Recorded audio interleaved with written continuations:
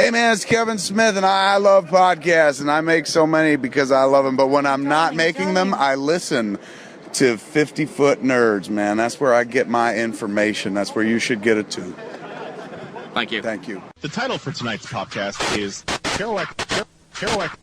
Just another Tuesday. We are taking over. Happy Tuesday, podcast.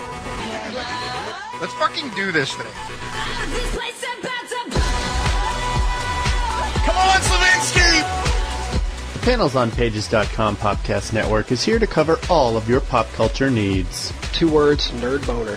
From comics to television to movies to wrestling, Fuck wrestling. your favorite PCN hosts will keep you entertained all week long. Boobs, boobs, boobs. Peen, peen, peen. Put me in charge! He's Santa Claus! Subscribe to the podcast on iTunes, look for the Pop Stars on Facebook and Twitter, and be sure to join the forums and become a member of the population.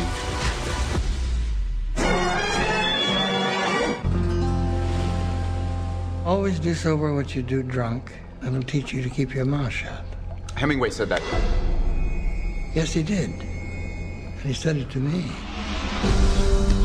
I don't want you to go to Canada tomorrow. It's for the podcast. It's what I do. I travel around and I interview weird or interesting people. So look out, you crazy Canucks! Wandering Wallace takes a raunchy road trip up to the Great White North. Hello. I'm an old man who has enjoyed a long and storied life at sea.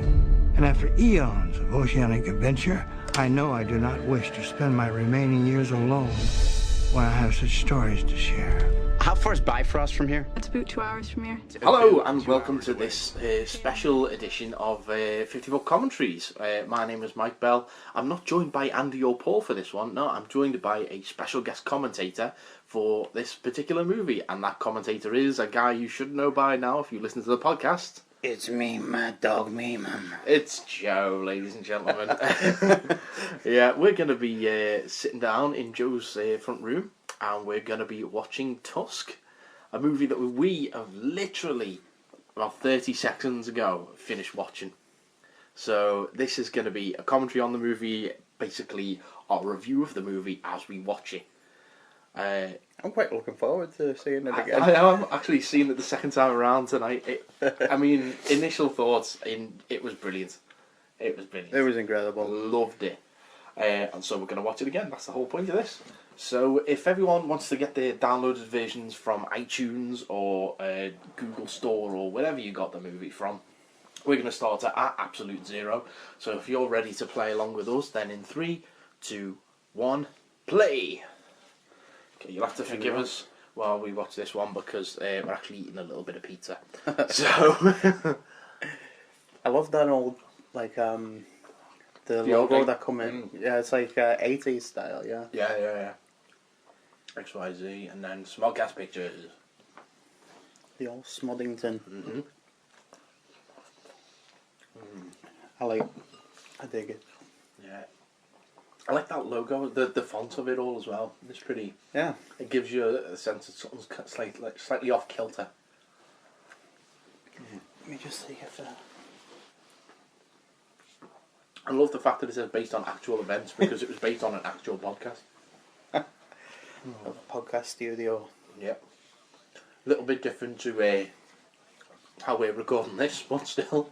Do you know, when you watch these two speaking, do you not get the impression that he's like Kevin, not Teddy, but Wallace? Wallace is the way definitely he Kevin. speaks. Yeah. The way... Absolutely, yeah. Kill Bill Kid. I found it a little bit weird that the fact that this guy's wearing the exact same t-shirt as Teddy. Well, but also it's kind of foreshadowing. No, but he's one of the fans. Oh, so right, he's doing it to show them. Right, okay, I get you. Because he's got an NSP t-shirt on, that's why, yeah. Because he's they've got an audience. Well, this is a little bit of foreshadowing because of like what he does. Yeah, I thought the just same. right there. Dave School, everybody. Yeah, Dave School, yeah. I mean, he's cutting his leg off. That's foreshadowing exactly what's going to happen to Wallace later in the movie. Spoiler alert, by the way. I mean, yeah, obviously, if you're listening to this, watch the fucking movie, please. Or at least listen to Smodcast 239, The Walrus and the Carpenter. That's 259. 259, yes. Whatever. I'm sorry, HBO helper. I've not listened to it yet, so No, you haven't. Yeah, you haven't even got that excuse. I wanted to go into this cold, and I'm glad I did. To be honest, I'm really glad I did. Well, I'd read the first draft of the script as well, so I had a rough idea of what was going to happen at various points. Where was that from? A website I probably shouldn't mention. All right. Sorry, Kevin. Sorry, Kev. But I mean, it was great. And let's face it, it wasn't spoiling anything because I'd already listened to the Smodcast where the idea came from. Anyway, I like all the posters in the background for the various podcast tours that they've done. Yeah, because they're very reminiscent of the HBO. HBO, definitely. Yeah.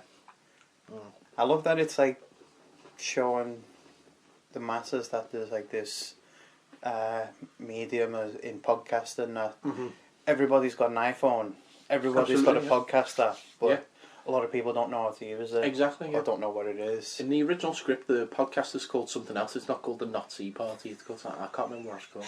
So many great jokes from that. I know. It was the perfect name change. If the Nazi Party never existed, you wouldn't have 75% of Smod. Yeah, pretty much, yeah. There would be no, would you go back in time and kill Hitler? I'll tell Steve Dave, you know. Training up a wolf to eat stew. Who is that? And that is a Canadian comedian whose name I don't know. I don't have IMDb on me, so I can't actually, because we're recording on this iPad. I've got my iPad there, but it's knackered. The Wi-Fi isn't stretching to this far. Right, okay, so we're not going to be able to inform you as much as we should be able to on this show. I've got my iPhone. But, the great Canadian flag. Because Canada is red, white, but never blue, eh? Which I believe is a Smodcast joke that they've made before. Right, I'm just getting IMDb up. Okay. Yeah, that guy's got an awesome beard. That's fucking Grizzly Adams star right there. There's been another film called Tusk in 1980. Yeah, I forget who. I was actually reading the other day and someone was trying to find it. It's never been released on DVD. I think it was by the same fellow who made Dune or something. Not David Lynch. Right. Another fella. Anyways, yeah. I like the facial hair choice that Justin Long went with on this to give himself the moustache. Again, I'm saying it's Justin's choice. I don't know whether it was Kevin's, but that's foreshadowing of the Walrus moustache as well. Oh, right. I recognise a lot of people in here. I can't. Border Agent Randy Grazio. That would probably be him then. Right. Sorry, just looking through the cast is I didn't know Zach Knudsen was in this. No. Do you know who he was? No, I didn't. Where is he? Zach Knudsen, Ernest Hemingway. Go away. Yeah, I didn't recognise him. Wow. No chat as himself. Yeah, Josh Strauss. You know what Josh Strauss is? Dr. Josh. Oh. Yeah. Oh. He does the... Moja as himself, because over the far end of the credits, we never got that far when we were watching it. Right. They play in a clip of the Smallcast episode. Oh, right, okay. So let's see. What is this? Oh, yeah. It's pretty obvious what it is. There he is, Harley Morenstein. That's the guy. Oh, Border Agent. That's him. Oh, right. Yeah. And he's known for Epic Mealtime. That's where he's from. Right. That's it. Yeah. That's where he's from. And then who's the other Border Agents? I don't know. He must have just been like an extra in the background or something. Yeah. Yeah. Oh yeah. Oh, poor Kill Bill kid.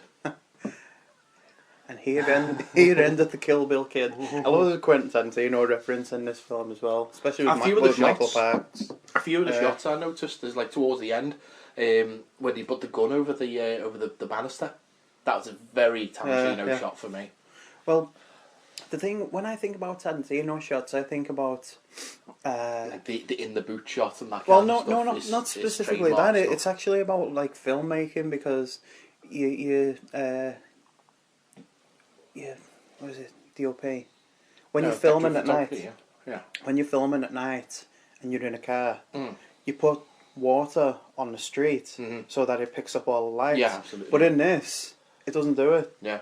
And I was like, that's strange. You never really see it. If you ever see driving at night, it's always like on a wet road. They slip down the road, yeah. But it's not in this. That was one thing. It's very rare you'll see a shot in a movie at night where it hasn't been raining. Yeah. But then when he pulls up to the house, all the ground's wet. So I was like, it's a bit odd. But he did travel 2 hours. So. Well, exactly, yeah. You can claim that they were two separate locations and what have you. Yeah, this bar now. Take one of them pieces of pizza. I'm sorry for ruining your diet. Dude. My diet's gone right out the window tonight, but don't worry about it, ladies and gents. I was going to say something. It's gone clean out of my head now. Sorry. No, it's okay. No, it's gone. Oh well. I'm sure it'll come back to me if it was important. Yeah. No. So, in the original script, it wasn't Kill Bill Kid. It was he was going up to Canada to meet some swingers in the first draft, and he'd had an argument with as the movie goes on. You see, but the night before he moves up to Canada, and you see him with his girlfriend a number of times. Yeah. In that, he's going up to Canada to meet these swingers and basically have sex with them, and the girlfriend is really annoyed that he's going off to Canada. She's saying, like, please promise me you're not going to have sex with these swingers. And like, well, that's what I'm going to do. And then when he gets there, they've gone away to shag other people instead. So that's the original. And again, I'm glad they changed it because he got to see the foreshadowing of the leg and whatnot. Plus, I think it's slightly funnier, the fact that he turned up to a funeral. It is weird when he loses his leg and you automatically think of the Kill Bill Kid. There we go. Here's the two girls. It's Harley Quinn Smith and Lily Depp, isn't it? Yeah. I don't know who this chick is who stood at the counter with him. She never actually does anything. No. Well, she does later in the movie, but she's basically a clipboard. table. Yeah. She's like the Running Man when he has to sign his contract. Gillian! He walks away with a pen in her back. Give me a copy. Yeah, I see no rain there. Yeah, that's what I was saying. Yeah. It's weird, yeah. But when he turns up at Piggy and then Hill, when he turns up at the house, the floor's all wet. Yeah. I don't know why. When he's on the phone later in the movie, when he's saying I'm 2 hours outside of Manitoba, why doesn't he have to say I'm at a place called Piggy Hill? Yeah. Boom, they'd be able to find it like that. Instead of Gila Point taking them on a wild goose chase, maybe. Jesus Christ. Oh, yeah. Sorry. You can tell we're eating. We don't hold back here on the 50-foot nerds. Nah, mate, come on, you hear me burp every other fucking week. You know, when we were in London, you burp right down me. Yes, in the Griggs Glamour Cinema. Oh, this fucking cup. Oh, I want one. It's amazing. I really would like one. I'm sure, keep your eye on secretstash.com. I'm sure they'll turn up. Because you can get movie ones, can't you? Oh, I see. Have you seen the movie in Worlds Apart? No.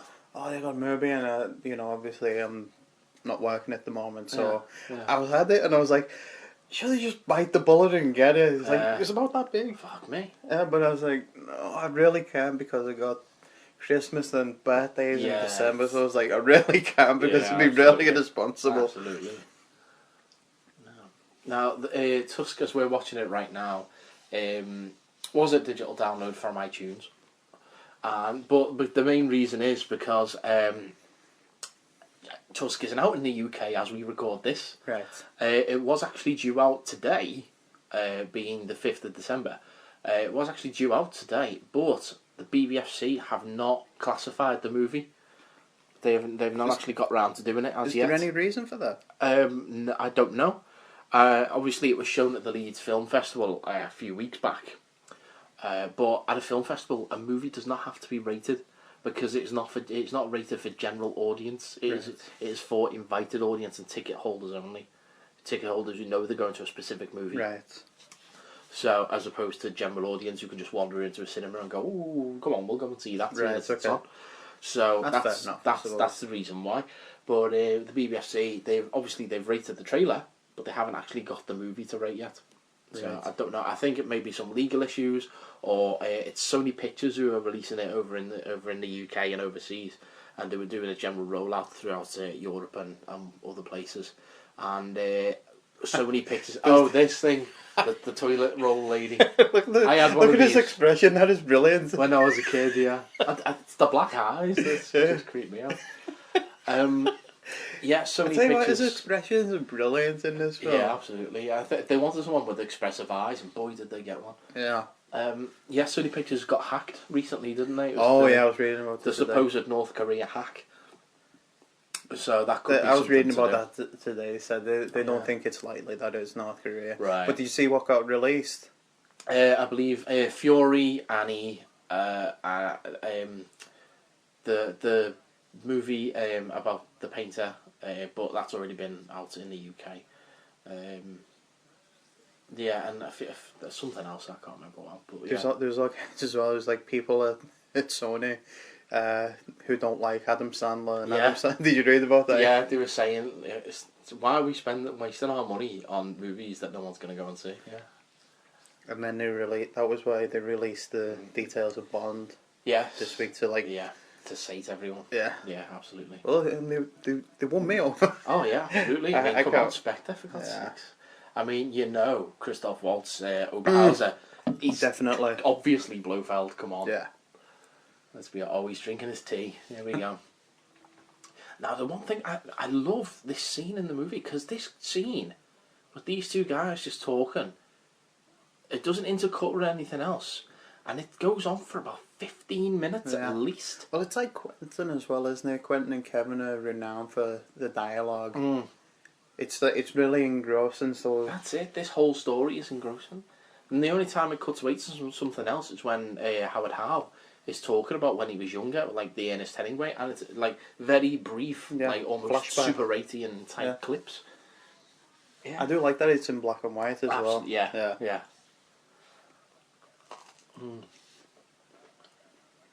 Good moustache, I like it. Great moustache work there by the kid. Can you grow one? What do you think? Yeah, but you got stubble. I've never seen you with anything longer than that, really. Have you not? No. Ah, you want to look at my Facebook? I did a film where I had played a character called Clive who had a moustache. Oh right, yeah. What was his name? Clive Rochdale. He's got his own Facebook page. Yeah, man. I'm sorry, I'm just looking for something. This was about the best I could do. Yeah. And this came off last year. November's just finished, obviously. Yes. There you go. Nice. But yeah, that was months. That was. If you go on my Facebook and look at photos of me, there's a photo of me and my mum were outside. I'm wearing my straw hat. I've got quite a long beard in that, and that's not the longest it's ever been, but it's quite chunky. And that was the day that the Olympic torch came past my house. It's down the bottom of my road. Oh, really? The house I used to live in. Yeah. Back I when went the first past few yesterday. episodes of 50 Foot Nerds were recorded in that house. Oh really? Yeah. I went through Old Swan today. Oh really? Yeah. Yeah. You went through the unspecified area of Liverpool where I live. Yeah, cut that out. That does my head in the way he keeps shaking his pop shield. Because you know if you're looking at it recording, it's like... Yeah, Declan would be just like, watching this. And there's Quinn with his phone next to the mic. Yeah.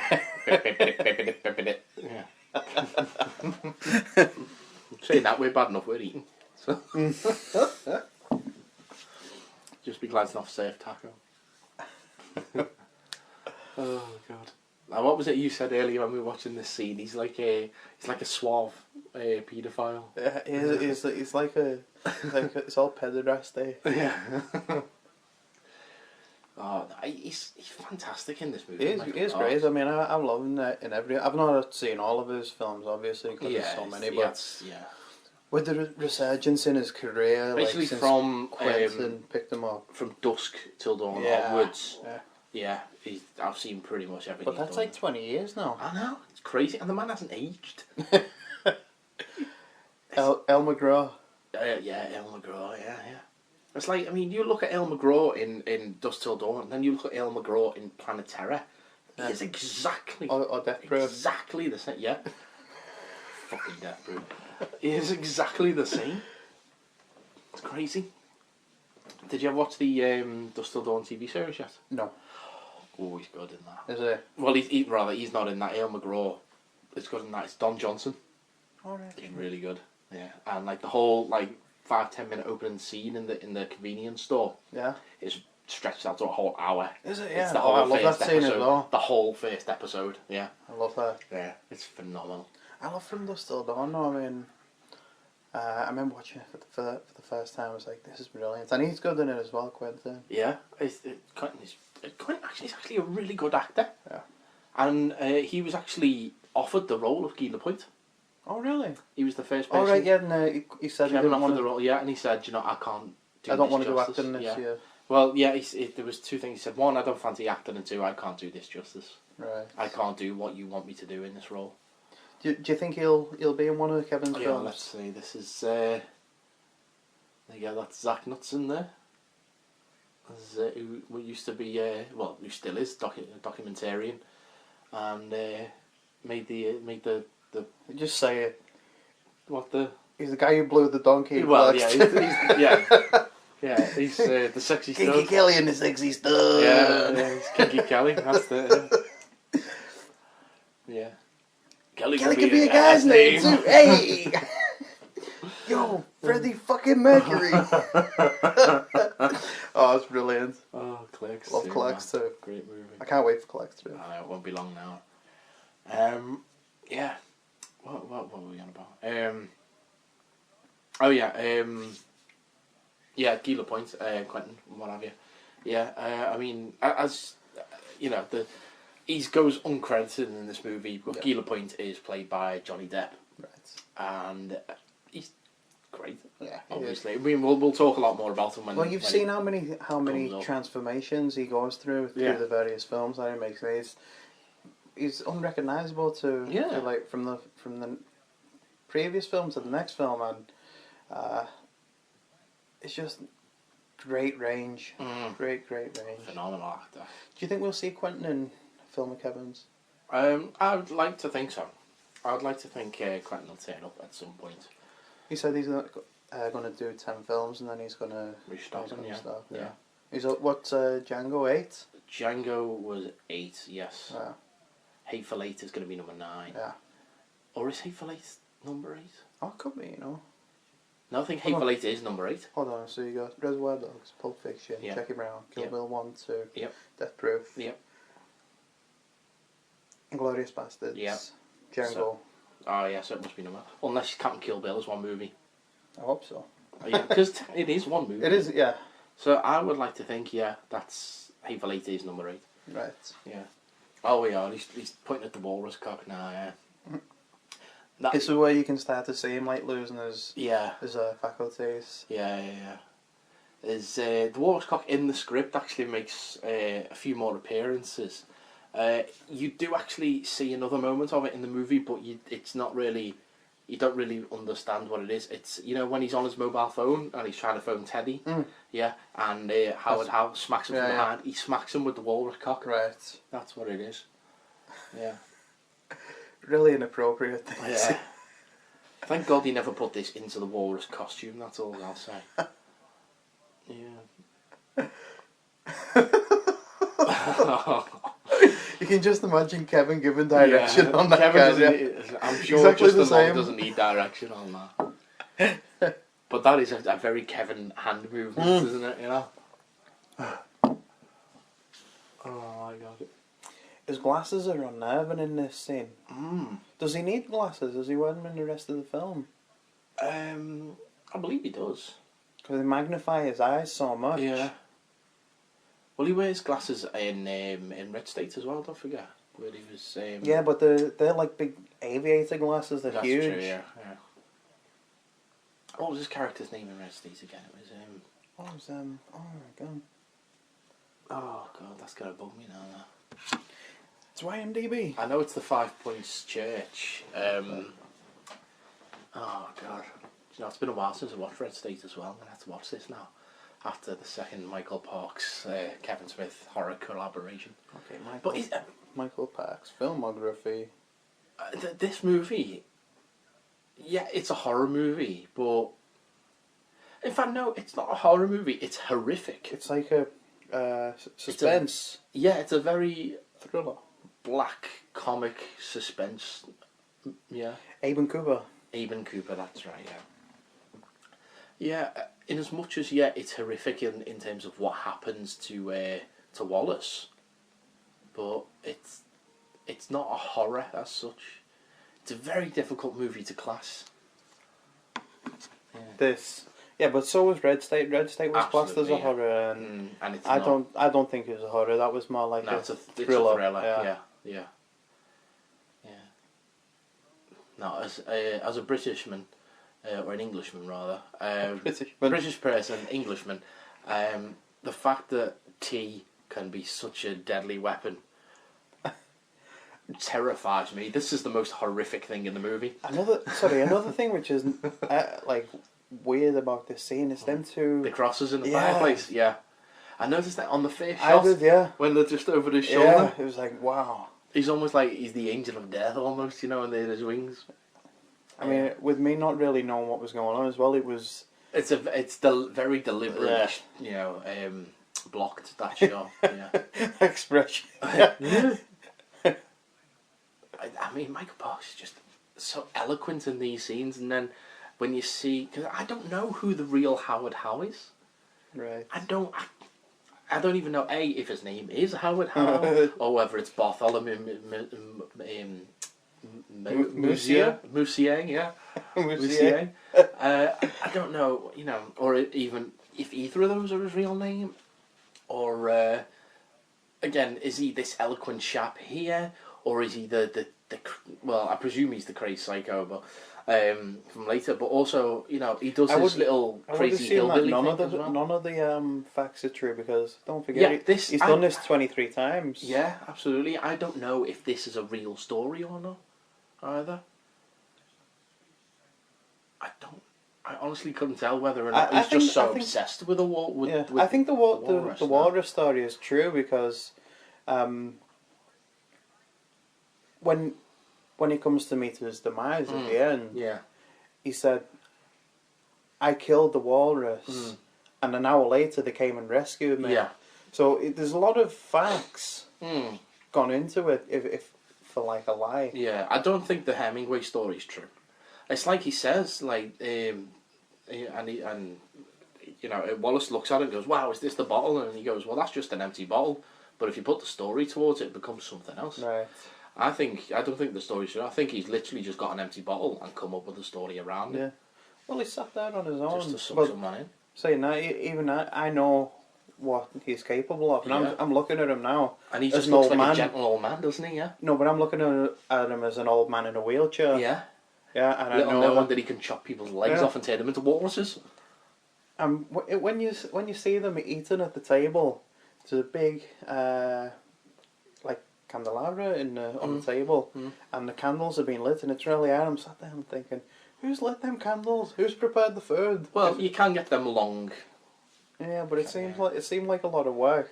He wouldn't have done that. He just lit. He says in his letter, he says, I want someone to come and live with me and do the things that I can't do anymore. Right. Obviously, someone's gone and prepared that meal in the kitchen. Right. Which, I'm not saying it's impossible for someone in a wheelchair, but it's going to be a little bit difficult. In that house. Yeah, absolutely. And like when shots where you see the outside and you see lights on upstairs and downstairs. I mean, obviously, yeah, okay, there's stair lifts and what have you, but still. He's had my kids in his house. Yeah. All lights on all day. Yeah. In Blackpool. Yeah. Sound like me dad now.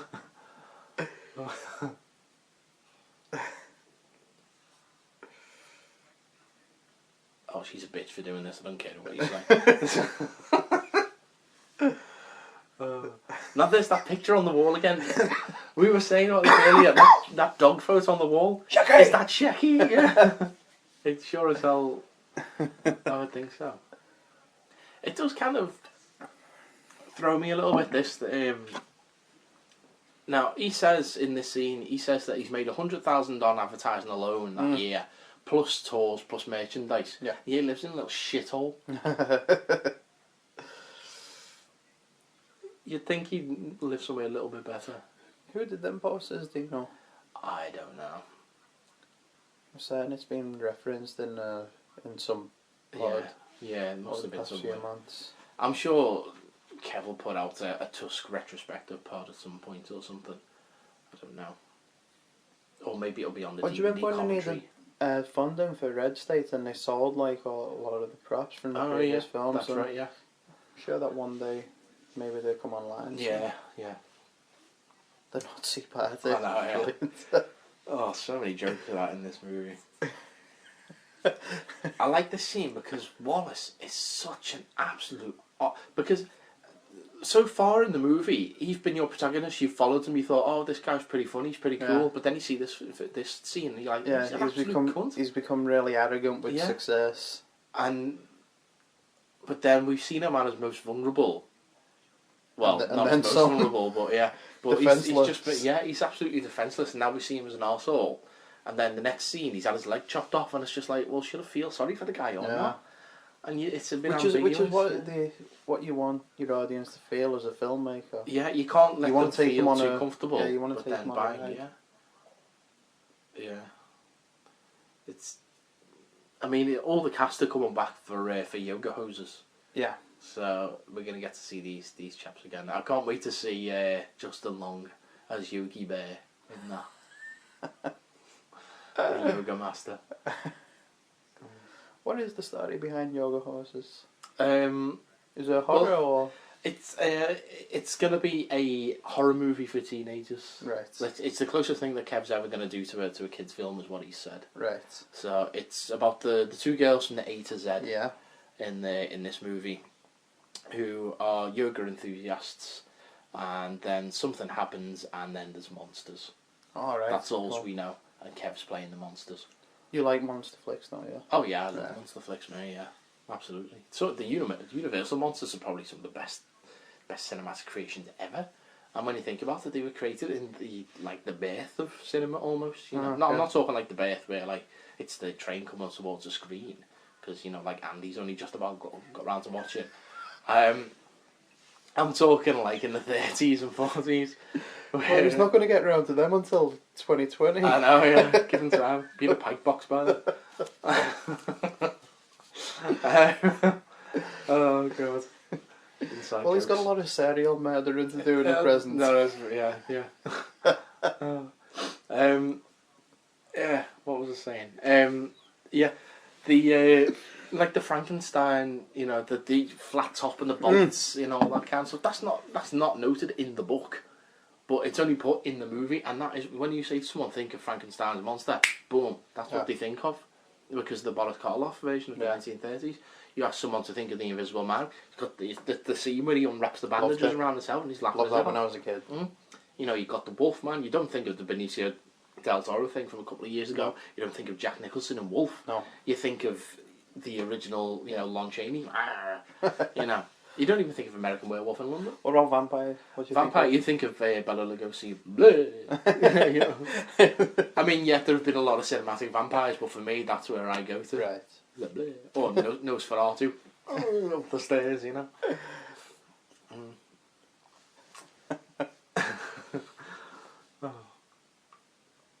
This is a fun scene.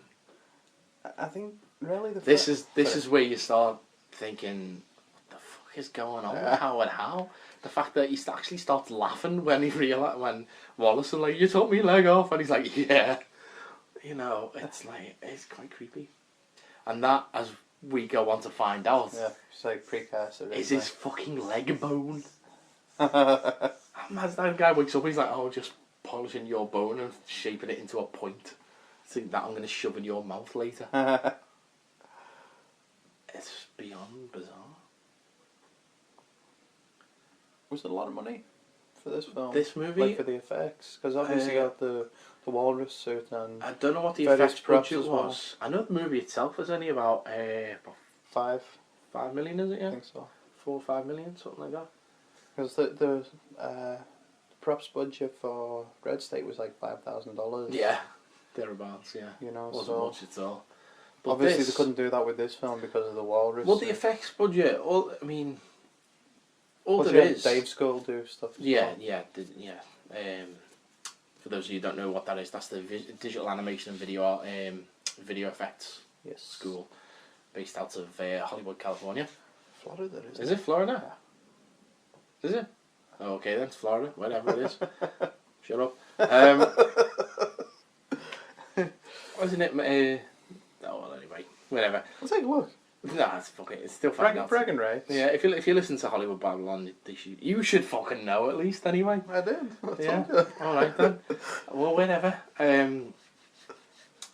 So we were laughing about this every 5 minutes in the film. You see that bloody cup from A to Z, and that is actually the correct way of pronouncing that. Americans, it's not A to Z, it's A to Z. You know, learn a lesson from your Canadian cousins. You know, your northern neighbours. Neighbours to the north. Yeah, they still respect our queen. Welcome to the Commonwealth, bitch. Oh God. Okay, got an address, yeah. Yeah, you have the effects Soundstage 25, 2,500 Universal Studios Plaza, Orlando, Florida. There we go. Yeah, fair dues. Yeah, the effects budget in this. I mean, when you think about it, there's not actually that many effects on show. You've got the severed leg for a brief I was moment thinking in more this. about props than effects. Okay, you know, like he's got the Tusk. He's like how. Yeah, but you can rent them. Right. But there's probably a prop studio that you know. The Walrus has. Eh? The Walrus cock. Yeah, you can get all that kind of stuff. You can rent from a prop studio, prop house. That's not a problem. They'd be cheap as shit. But the stuff like the only real special makeup effects in this is the Kill Bill Kid. Kill Bill. Well, that's a visual effect. Oh, sorry. Yeah, practical effects. I mean, is the severed leg, the Walrus suit, obviously for the few days that they were using that. Probably would have to build a few of them. Spoilers. Well, there is a few. Howard House Right. suit. Yeah, and the decomposed. It is a great shot. That's a Quentin shot. Yeah, definitely. And the decomposed Walrus under the water. Yeah. And that. Oh, and Gila Point's facial prosthetics. Right. That's the only special effects makeup in the movie, really. He's still like out a bit. Yeah, absolutely. It's a great performance. It is. I think he did really well in this movie. The brown recluse spider, I think that's a Smodcast joke that's been... Yeah. I know that from... They've been talking about that on a Smodcast. That's been on before Tell 'em now. Steve Dave as well. Yeah, yeah. Woman lost a tit, got Yeah, bit by a brown recluse. Yeah, so he's laughing his head off. If I was sat there looking at him making these like expressions on his face, I wouldn't be able to keep a straight face. I know. He's like... He was making jokes about his grandma before, you know, like, oh yeah. But he's doing the hand movements and stuff like a Jewish grandmother, you know what I mean? Like, what do you mean you cut my leg off? I know that's nowhere near a Jewish accent, but whatever. It's late. There was a shot in this film where they're showing a house in LA. It's got like a palm tree in the garden, and it took me back to where I lived before. Oh really? Because they had lots of palm trees, and it made me miss them. You can buy palm trees. Yeah, but it's like the climate that they're in as well. Yeah, I suppose. Don't really get a subtropical climate in the UK. 14 minutes of sun this summer. Yeah. Woo! Everybody out in the garden. It's supposed to be snowing this week, coming. Yeah, I seen that yesterday. Let me just take I'm supposed to be doing a commentary for Tusk and we're talking about the friggin' weather. You can tell we're here British, in Liverpool. Yeah, welcome to Britain. Sorry, let me just take a look. I don't know. Sorry, he's on his phone. I'm eating a pizza. Yeah. Jesus. No, it's not. It's not going to be. Not going to have snow now. Ah, okay. Fair enough. gonna have storms on Monday. Stop talking about the weather. Sorry. Stupid iPhone. Too distracted. I love this, just how slow he's just rolling past them. That's great, that. Is this where he stands up or no? No, he doesn't stand up until the dinner table. Now, Of course. at the dinner table, it's unspecified what they're eating, but I had the horrible thought, well, what does he do with the meat off the leg? Yeah. I had this horrible thought that he's eating Wallace's leg. As I say, it's not specified. Can't really make it out. I see him like eating a potato or something like that. Well, there's a bread roll there. This room reminds me of like the. Fucking cup. This room reminds me of like Django, where they go to eat. Yeah.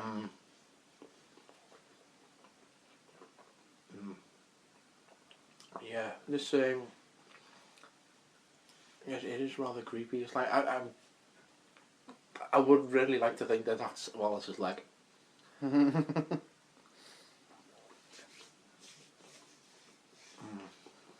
I didn't think that he'd eat the fish. I was gonna ask you, otherwise he starved to death. Yeah. But if you found yourself in that position and you couldn't do nothing about it, well, maybe not starve to death, but you'd try and find some other way. Well, it's in the script. They don't really show it in the movie. Is it? You know, when he's under the water and he sees the other Mr. Tusk, and it kind of just goes black. In the script, he gets pulled out by the chain. Right, yeah, because he's got the... Howard Howe's like, I'm not going to let you drown. I'm not letting that happen this time. Because obviously that guy's done it on purpose. Right. Yeah. So that explains that then. Yeah. Hold on, Mike. Thank you. I'm glad one of us read this bit. Yeah. No, this little cup. No, yeah. I love that cup. Yeah. It's brilliant. It's all this commentary is us just saying I love that cup. Yeah. There's little salt and pepper shakers there as well. And this little glass of wine. It's like, what's the best wine to go with Wallace leg? Is it a Merlot, a Chardonnay, a Shiraz? I was gutted. I was in Costco today, and as you know, as you go around, and they have the little tester stations and stuff. And there was 2 tester stations. I was like, oh, I really wanted to go to, but I couldn't. One of them was wine, which they had a Shiraz and a Merlot. Right. Like that, oh, you bastards. And then another one was different IPA beers. Oh, right. And I was just like, oh, you fuck. Yeah. I wish I could drink, you know. That's the worst thing. Oh, this is where he's doing that creepy little voice. That crazy hillbilly voice that he does later on in the flashback as well. That face there. That face stands up, yeah. Yeah. I just love how he doesn't run over, he just slowly and calmly just walks over. Smack. You shut your bitch ass mouth, boy. But again, he doesn't need to say it, he just points a finger and calmly walks back to finish his tea. Phenomenal. There's like a ram's head on the shelf behind him then. Do you think that's a reference to Red Stick? Yeah. Because that was what they used in the end, wasn't it? They wanted big, like, goat's head, and it would have used all the... that's it, yeah. The budget for the props. So then that's why they used, like, something like that. Did they use... No, they didn't use the head in the end, did they? I don't know, I can't remember. I know he seem got to remember... the saran wrap around. But I seem to remember him saying that instead they used... He wanted a goat head. Yeah, and they used something... Or they had something smaller. Ram's head, maybe. Or so. No, actually, yeah, I think when he's up on the cross, he has got the ram's head on. And then when they're going to kill him, they take that off and then do the thing. I think that's what that is. I can't remember. It's been a while since I watched the movie. Yeah, same here. Yeah. But there's one on the shelf, like, to the side of him there. Yeah. And it was, like, clear in the shot, so it was obviously there for a purpose. Now, we've got the Askew universe. Yes. Which is the 6 movies, rather, is set in the Tusk universe. Do you think? And we know this movie's going to be set in the same universe as Yoga Hosers and Moose Jaws. How fucking great would it be? Do you think this is in the same fucking universe? Jay as and Silent Bob kill Moose Jaws. Oh, that would be snitch to the new. Like when they come in Dogma. That would be amazing.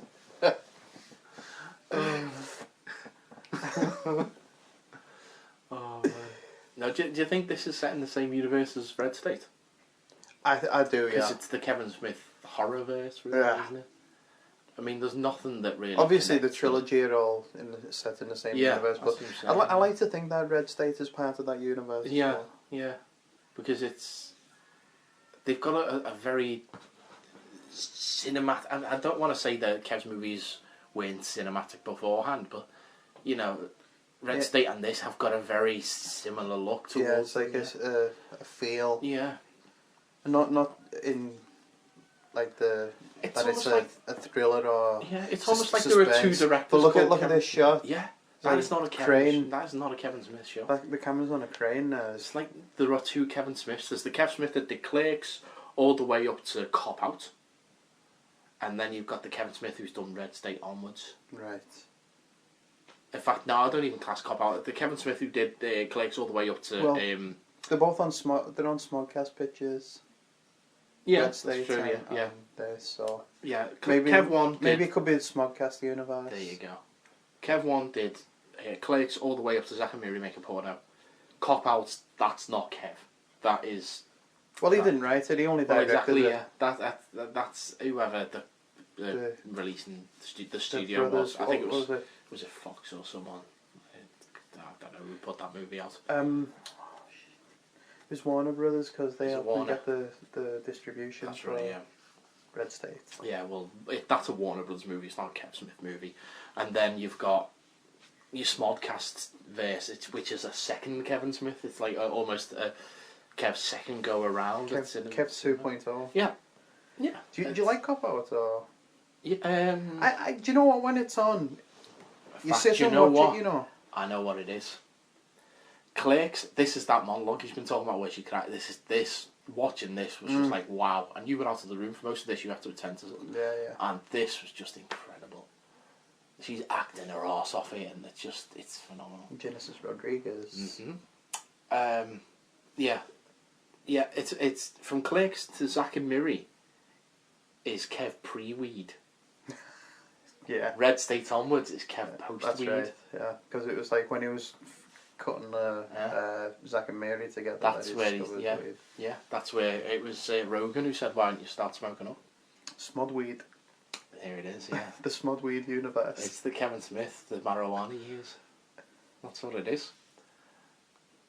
And do you know what? If this is the kind of stuff that he's putting out when he's getting high every day, long may it continue. He's productive. Yeah, too right.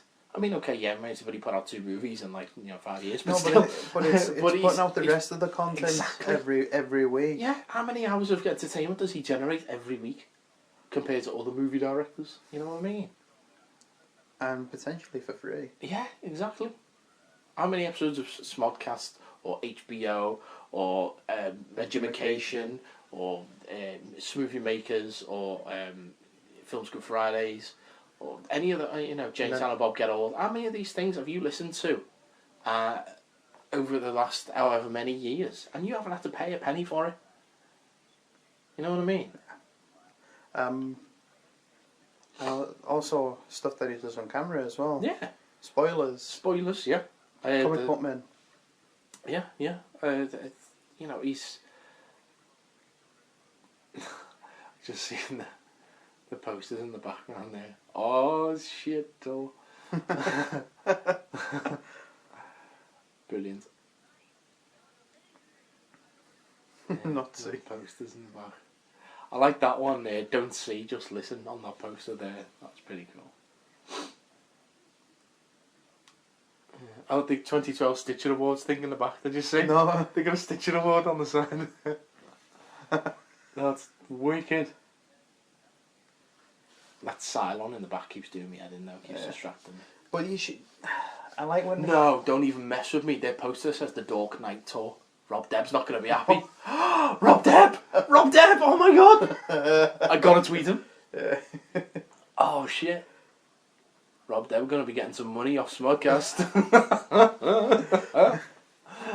Oh my god. He made a reference that to this day it still makes me laugh. When we were going to see Kevin in Hammersmith Apollo, he said, "Are you all off the Smithsonian tonight?" Oh yeah. Oh, we had such a fun night. Yeah, he was great. Yeah. You're welcome back on the show anytime, Rob, but I know he won't come on through Skype, he only wants to come on in person. Yeah. Which is fair enough. We need to find a way to get him up here. We need to get him a gig up here or something. Well, he does travel sometimes. Well, yeah. But we've said we need to get him up, find a way to get him up here. So I'd love to have him back on the show. There we are, there's Rob's ringtone. More margaritas. Which, if you know your Babylon, then I'm a little bit disappointed that Kev used Android phones in this movie, though. So everyone's got an Android phone. Like, boo.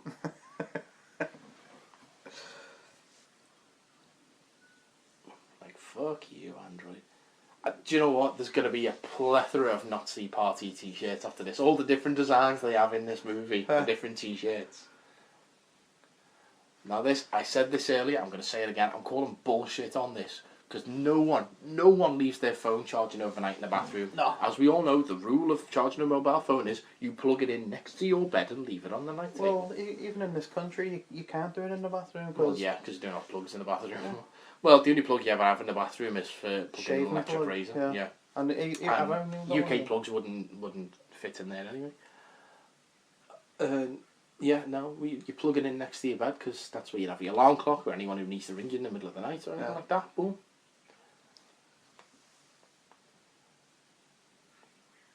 Massive room. The only light is the fire. Yeah, and his phone. Oh, and the lamp. Yeah, but you can't see it. It's so low. Oh. Like that shot of the room, you only see like the fire on one side. Absolutely.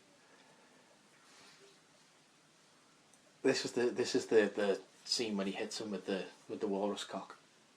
But again, we don't see any aftermath to it or anything. No. So you don't know what it is that he's hitting with. No, I didn't have a clue. Yeah. See, I wouldn't have known unless... It's great when you see it. It's like Jaws. Yeah. In the back, you see him. Just see him, just out, just popping into frame and then walking back. It's like almost Friday the 13th. In a way, yeah. I suppose. And you see Jason just in the back just for a moment. But I do like the way he's shot in the background like that. Yeah, he's just this presence just waiting for his moment. Yeah, creepy Jesus. It's like Harbour Shack.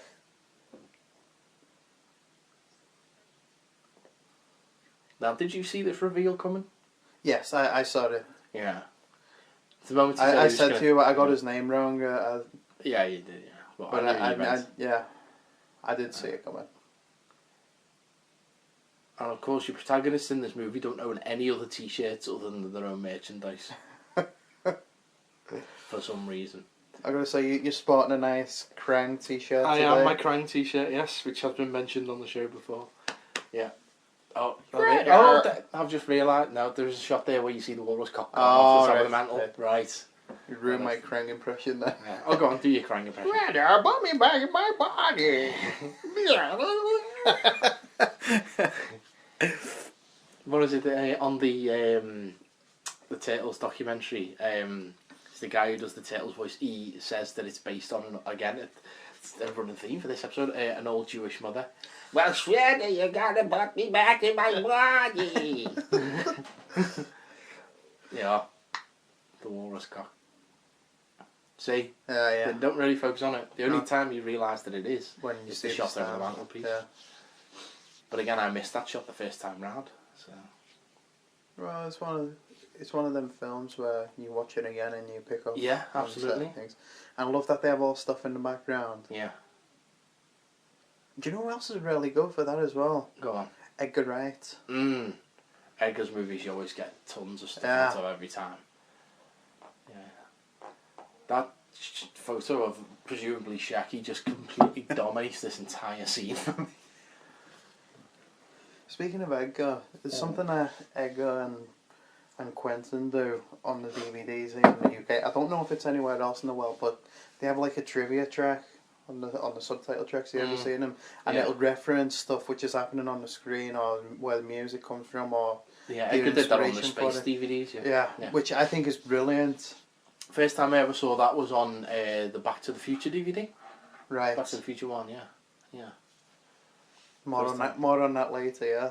Back to the Future. Oh, Back to the Future, yes, of course, yeah. Yes. This commentary track, this will be going out tomorrow. I'm going to put this really? up. Yeah. Fast turnaround, yeah. I know, yeah, very fast turnaround for it makes a fucking change for the 50-foot nerds, I'd say. It's just because we've all been so busy recently. I can only apologise for delays with the episodes. Yeah, I was listening back to the most recent episode the other day, and I realised, shit, we recorded this like a month ago. Yeah, I saw this. I thought the same. But I've seen you on Twitter, like you and Paul, and I've been trying to find a night where you can all record. Yeah, it is tricky. It is tricky. Yeah.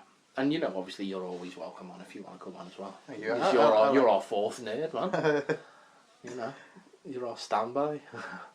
I found this disturbing. You found this so disturbing, just this shot. Yeah. Just the bloody tools. Yeah, no, I'm not. Because really, you know what's going on, but you don't want to know what's going on. Blood doesn't affect me, but like when you see the tools, and especially the tool on the end. Yeah. Yeah. Do you remember what it is? No, what is it? It's like a power saw. Oh, that one, the next shot, yeah. And the thing with the power saw, if you look at the teeth on it, the teeth are really thick. Yeah. It's not like thin, like which you cut easy. It looks like it hurts basically because it's knocking chunks. Absolutely. Well, that's what he's had to use to cut the leg off at the thigh, innit? You know what I mean? Because it's not just like... Because you have to take out the kneecap and all this kind of stuff. He's got to cut, like, right there. But also be careful not to take out the actual ball of the... Look at the teeth on it. Ugh. He's got to be careful not to take out the ball of the tibia. Or the fibia, whichever one it is. Because that's what he's going to use to shove into the mouth of Mr. Tusk. So he's got to cut, like, right through there and then use the skin to close over. It's horrible. And then that his homemade anatomy charts as well. I'd seen those pictures before. Kevin put them up a long time ago, and they were creepy. But to see them in the context of the movie, especially them drawings. Yeah, I mean, it's unbelievable. Look at that. Oh, just the blood, and you know, obviously, there's been no sterilisation in this place as well. Oh, staph infection. Walrus with staph infection. And just the bits of skin hanging up. And you have to think how many of those pieces are actually from Wallace. Yeah, because it's not all Wallace. Yeah. As we saw as we see on the Walrus itself. That leg's hairy, about as hairy as mine. It's as we see on the Walrus suit, there's actually like a face sewn into it. That obviously must be someone from someone who tried to get away. You can see various ears and stuff like that. Yeah, there's a belly button on there as well, I noticed on one of the pieces. Oh. There's a great photo of Justin Long on the behind the scenes photo on this, where you've seen him with his arms sewed to his sides there, and he's got this kind of gum shield in and blood around the mouth, and where he's supposed to look like he's cut his tongue out, and he's like this. He's like. Yeah, it's a great photo. If you ever find it online or anything.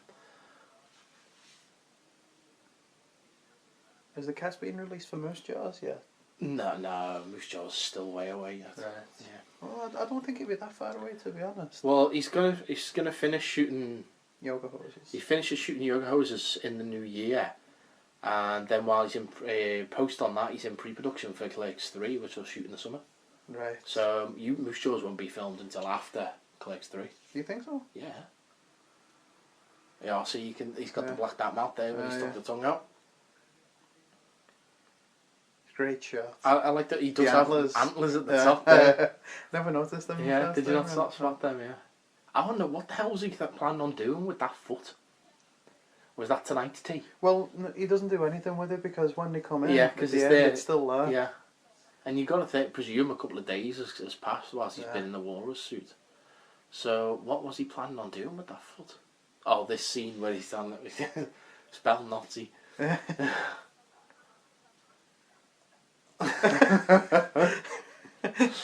great. It's a great joke, isn't it? Yeah. But it shows that it has consequences. The house is so creepy. Is it in Georgia? Hey? Georgia. It must be, because that's where they shot the movie, wasn't it? And Canada as well. Yeah, but they didn't shoot much in Canada. It's the first appearance Yeah. at the beach ball. All pumped up. Yeah. And it generally deteriorates in quality, as you say. Do you know what should have been? A half-inflated pool noodle. So you can smack Yes. bands with it. Oh god, it is Mr. Tusk. Getting ready for our next Quentin shot of the movie. Yeah, there's the belly button. Yeah. Yeah. It's the There's the face. Yeah, I mean, there's no getting around it. It is a rubber walrus suit. But Yeah. it's so well done. I think the Golgotha is rubber shit. Yeah. Still cool, though. Yeah, absolutely.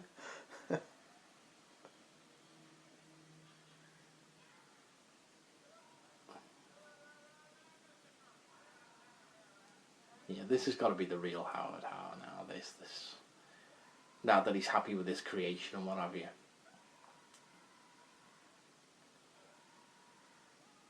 It's like, I don't... There it is. Yeah. Oh, man. It's And the terrifying. cup is still there.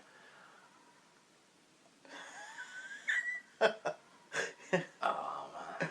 I missed that the first time as well until you told me. The cup. Yeah, and the ring, the life ring from Yeah. the SS Anastasia.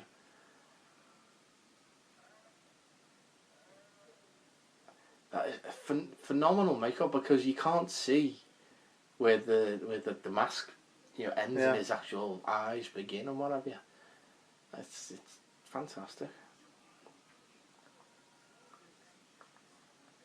Something I was doing all throughout this movie is looking at signs and what have you, see if there was any Smodco references. That guy on the left there, who they're showing the iPad to, that's Chris Parkinson, who did the original hoax ad on Gumtree.co.uk, and which is why the Canadian hockey player who disappears is called Gregory Gumtree. He's also called Gregory because that was the name of the walrus in the original hoax ad. Alright, okay. And Wallace Brighton, his name comes from Wallace, which sounds a bit like Walrus. Walrus. And Brighton is where the ad was placed. from. Yeah.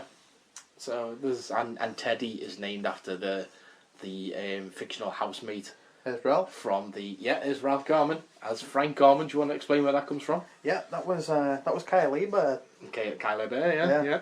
First time he wrote in, just like trying to get some voiceover work. Didn't really know about Hollywood Babylon. And Yeah.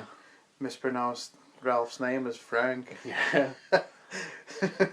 And do you remember the next few weeks he started getting emails to Frank? Hey Frank, do you know what? I'm half tempted to email him and say, hey Frank.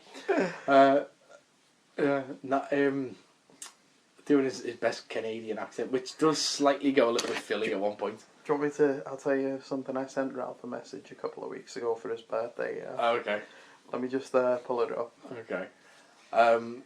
This is Canada via Philadelphia in this scene. But I love the fact that Ralph is the guy that points us towards Gila Point. Yeah. I love that.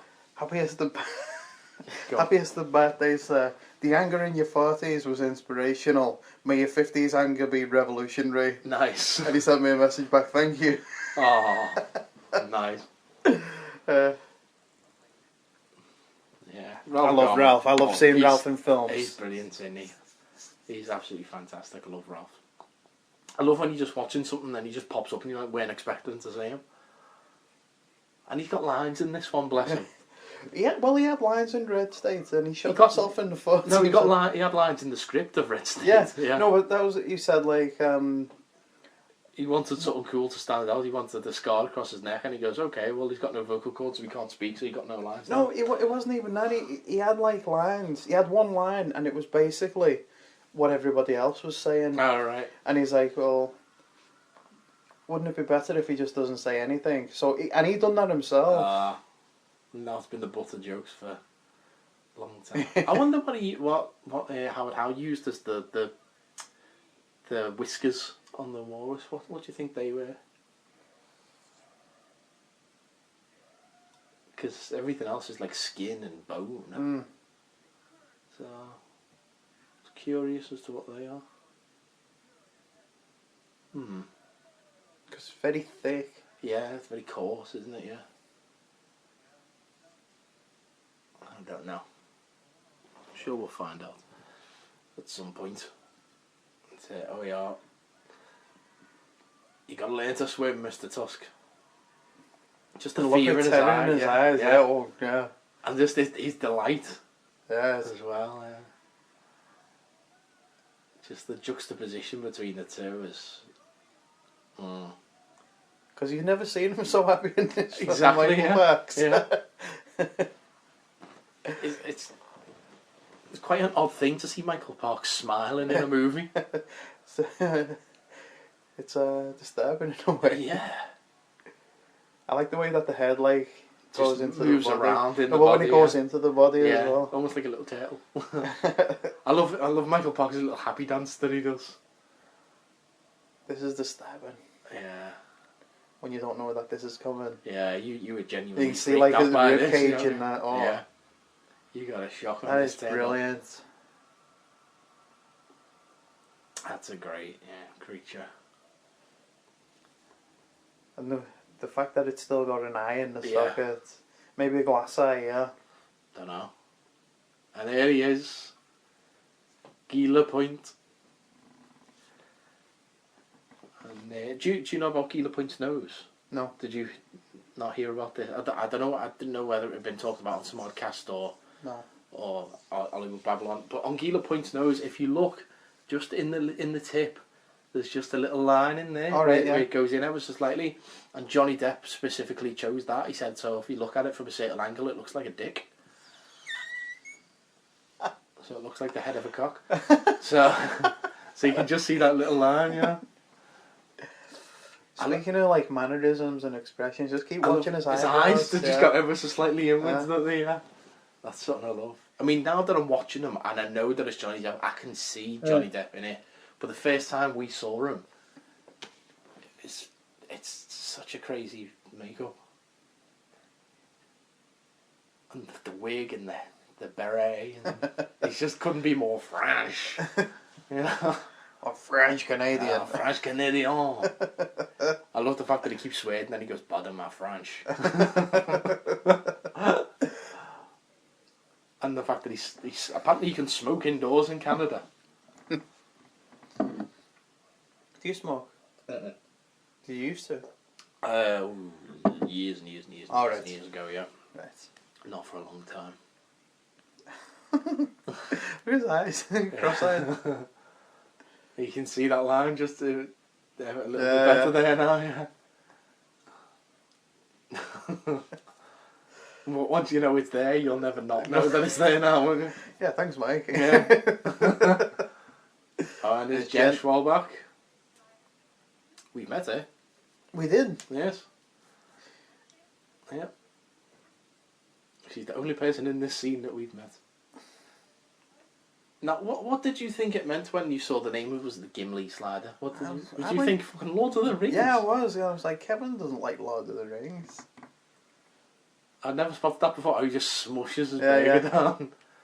He doesn't like sliders. He likes regular hamburgers. You can see the mule in the background there. Yeah. That's where all the people celebrating that the plane came down. Ah, right. Yeah, correctly. Is the quick recap of what the Gimli glider actually is I mean, if you want the full story, go and listen to the episode of Smodcast where they talk about it. But basically, it was a plane that lost the engines, and the two pilots had to land it safely, and they were Canadian pilots, and that's basically it.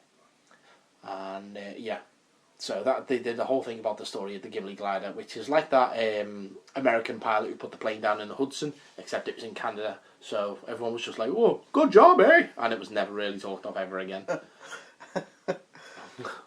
Yeah, I thought of Gimli. Yeah, like, and my axe. It's the dwarves that go swimming with little hairy women. Yeah. Dwarves are natural sprinters. We're no good or cross country. You see Desolation Smog? No, I've still not seen it yet. I want to. Have you seen it, the theatrical? No, neither. Because I want to watch the extended. God, I should punch you right through the internet. I'm right sorry, but at least I've seen the first one. You know, fucking hell, Andy. Hey, no, as I want to watch the theatrical, and I need the money Andy's to buy. seen fucking Desolation of Smog. I know, because Andy's more of a Tolkien head than I am. But I need the money to buy the extended version first. So I haven't seen the theatrical version of Unexpected Journey either. I've only seen the extended. Of which? Unexpected Journey. Oh, right. I've only seen the extended. Right. Yeah. So there you go. But I prefer the extended. Yeah, everyone prefers the extended. No, because I saw the first one in the cinema, and I went on Attack of the 50-Foot Nerds afterwards. I remember speaking to Andy about it because I know Andy loves The Hobbit.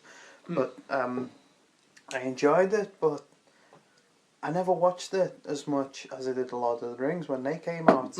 But then when the extended one came out, I thought it was a huge improvement. Right. And I watched that a lot then. There you go, yeah.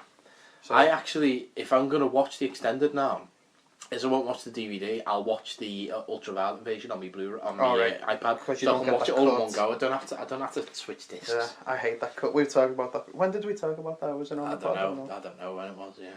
It pisses me off that on the Blu-rays for the Lord of the Rings, is you have to get up and switch the discs over. Yeah. Pisses me off because they've clearly got the capacities, but the full Well, film it on pissed one me disc. off that the extras are the just appendices are The DVDs. DVDs Yeah. again, yeah. So you fucking lazy Friggin' bastards. hornswoggled. I know, yeah. I mean, okay, yeah, the movies look great in Blu-ray and HD, but still. I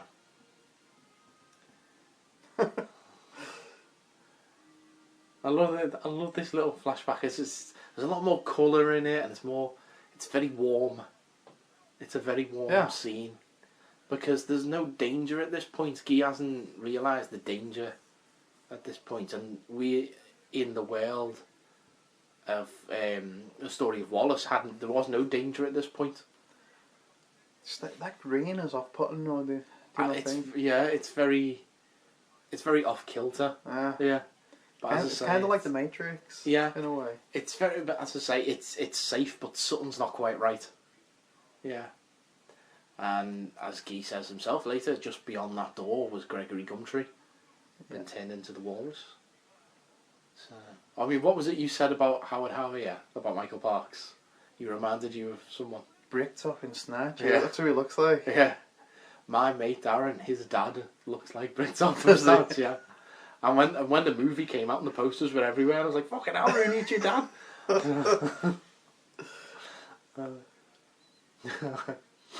I love this, the fact that he puts on this whole character. But the thing is, he never says a word until Guy Lapointe introduces himself as Civitat of Quebec. So basically saying Quebecian police. Mm-hmm. And that's where he's like, shit, I best put this accent on and pretend to be a fucking soft lad. Right, yeah. Soft lad. So he doesn't Nobody outside me. of Liverpool. I know, yeah. That's a proper scouse word, that lad. Hey, soft lad. Hey, soft Swing lad. for you. Yeah. Hey, soft lad, stop turning him into a fucking walrus, will ya? Soft lad. I haven't heard that for years. I'll tell you, ma. Sorry. Go on then, lad, give us a takey down the kennel. Oh, God. It's embarrassing. On your walrus. Get the takey off. Here's that walrus. Your ma's a fucking walrus, lad. Mrs. Tusk.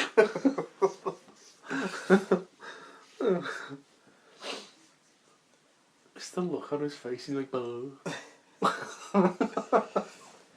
I mean, this is like 2 years Yeah. in the past. Yeah. But I don't know, for some reason it feels like a lot longer than now. I think it's that car in the background. It's that, and the fact that Howard Howe doesn't have a beard. But he's still got, you see the SS Anastasia, the ring there. The life ring. Where is it? Just swinging. Just to the left of Howard Howe on the wide shot. Right, I'll catch it in a minute. Yeah, I'll catch it in a moment. But yeah, it's there. So that's what gives it away. Even if, you know, Keeler Point says, I think I've met him before, even if this actually wasn't Howard Howe, if he actually had met a soft lad, then that SS Anastasia ring wouldn't have been there. Right. So he definitely did meet him. Right. Because there's no point in the finale, does he actually say, that was the fucking guy? No, because he doesn't even see him, does he? No. Well, I'm sure he. Well, he does in like the but aftermath, you don't see it on we film. don't see that bit, yeah. So it would have been fun if he'd have gone, oh, someone else. You know? It wasn't him after all. Oh. Oh well, at least we found him. Yeah. I like how Guy is like kind of sane as well in this scene. Yeah, he's very animated. Yeah. You gonna kill the spider?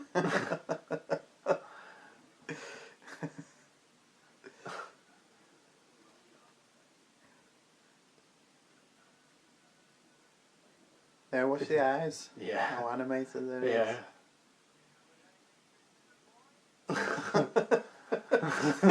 Just like, really? That's the performance you're going to give? Yeah, I understand that little serious look at the end. Yeah. I don't know if we'll get to see the outtake. There it is. Ah, yeah. That's Anastasia. Yeah. Yeah.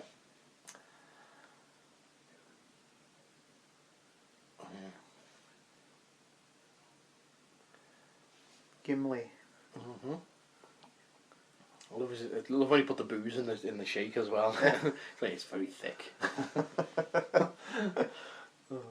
Classic.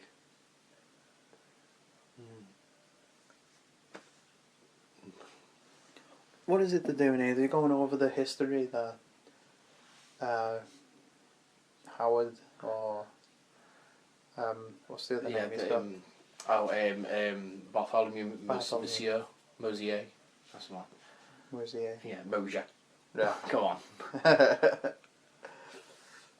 Because what's Scott Mosier's dad called again? Do you remember? Oh. No, I was wondering if they were going to use like Mosier's dad's name as the doctor's name. You know? Right. Yeah. Scott Mosier. That's his middle name, isn't it? A. Oh yeah. Scott Mosier.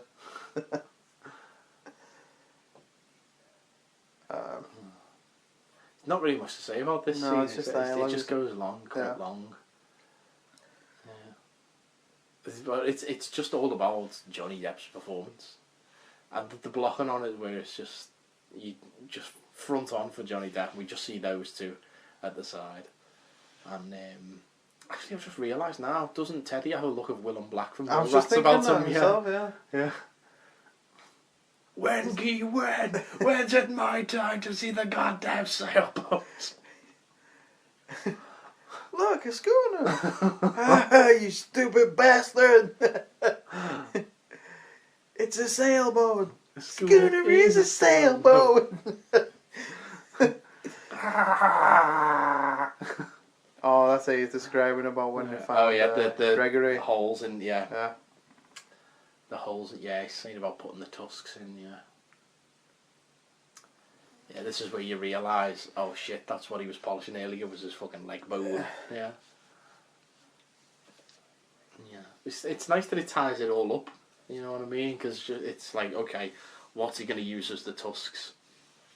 Don't know. Yeah, because you like with him having the walrus cock, he's brought that from somewhere else. You'd think that with the tusks as well, he might have them. He might have that. He might have, you know. But then you see the other Tusk. Mr. Tusk underwater, and he's still got his tusks attached. Yeah. So obviously he's been making art of the legs. Exactly. Yeah. Yeah, I do think in the final fight between Howard Howe and Wallace, in this is Howard Howe's really at quite a disadvantage in as much as his Walrus head just isn't like flapping about. He can't get any real like force into his jabs. Plus he's old as well. With the tusks as well, yeah. But he mentions that like Wallace lasted longer than anyone else. Yeah. So even though they just tend to be shoving each other about, I I think that the suits were kind of limited in terms of the fight that they could actually do. Right. Because in the script it does seem a lot more violent. Oh, really? Yeah. It's talking like the Tusk actually like penetrating through the suit and stabbing each other and all that kind of stuff. But you can't really do that with the limitations of those costumes. So. But you do see him get stabbed a couple of times. Yeah, This shot. It's beautiful. Especially when you can't see that Wallace's eyes. Yeah. That's just, you feel like he's already gone full Walrus at this point. He's just resigned to his fate. But this little shot of Howard Howe just sitting there with his little creation, and it's just like, this is how it's gonna be from now on. Yeah. This film that he's shown, it was like to condition him to be a walrus kind of thing. Yeah, it's strange. Absolutely. Because if you were put in this place, you wouldn't forget that you were once human. You'd never forget, yeah. Even if a man truly is a walrus at heart, you know, once he's gone full rolled, like, you'd never forget. And I think that's what they show at the end, is where he's crying. Yeah, Cause like you see the way the head goes in, it's weird. Yeah. This is, I know I've said this a number of times now, but this is the true Howard Howe. This is probably how he was on Yeah, well, the Rock with the original this is the reason Tusk. why he created the walrus, so he could spend time with me. He said the walrus was my friend. Yeah. And he had to kill him in the end for whatever reason. Did he say? Survive, yeah.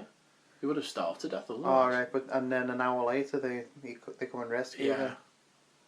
It's like the end of The Mist. Stephen King's The Mist. Yeah. Frank Darabont's The Mist, rather. Yeah.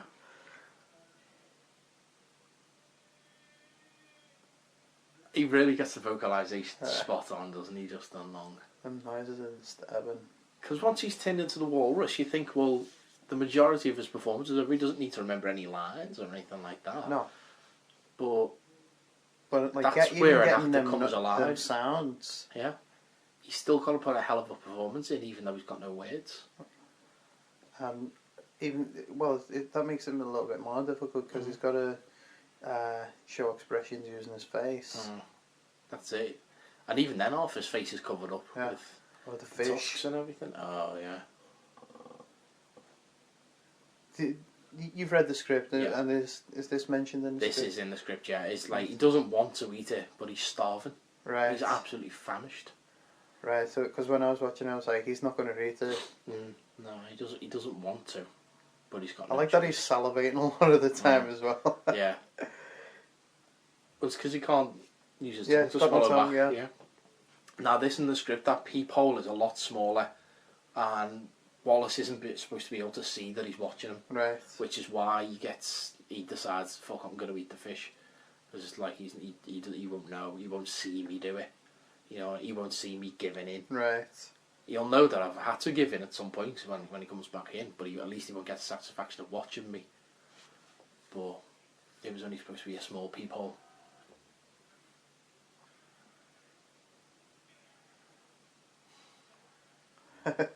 Just looking at that cup again, aren't you? Yeah.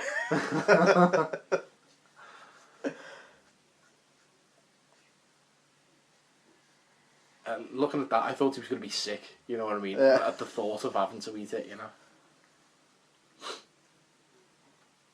know? See, this is the true Wallace that you're seeing. He's happy, yeah. With his creation. Yeah. Howard. What did I say? You said Wallace. Sorry, yeah. Howard. It's alright. It's only yours. And all the listeners. I love this when Guy gets in the car, he's like, oh, this is very spacious. I should have rented this one instead. And the whole thing about, like, again, I think you were out of the room. I think maybe you were putting the pizza on or something. When they were doing this, and he's saying about, like, you've got to think like Wallace. What's his you know, his rituals when he's driving down the road? Right. Does he stop and get a bag of sweets, or does he like chew nuts, or does he go and get a coffee? And he's like, well, personally, I always have to get you know, a double shot latte and all this kind of stuff. He's yeah, that's what he's doing. Yeah. Haley Joel Osment's face. He's just like, what are you on about, you crazy bastard? And that's where she comes up with the idea. He drinks the big gulps. There you go, the chug lugs. Which is a reference to Walt Flanagan. It is. Yeah. I love the fact she just stands there like, for ages first. And here's Colleen's t-shirt. Well, rather, the second Colleen, the Colleen who came in. What's on her t-shirt? It is the Fishies Have No Eyes! Fishies Have No Eyes! Logo from +1. That's right.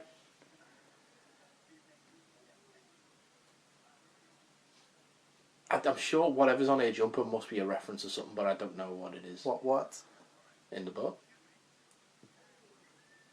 See, they've got the red, white, but never blue thing on the t-shirts there.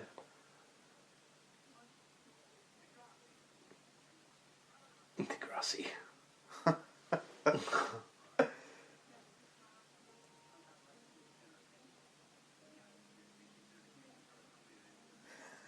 I love the Big Lebowski reference. Yeah. As well. I just love the fact that, like... I don't think the Big Lebowski gets enough references, to be honest. Mm.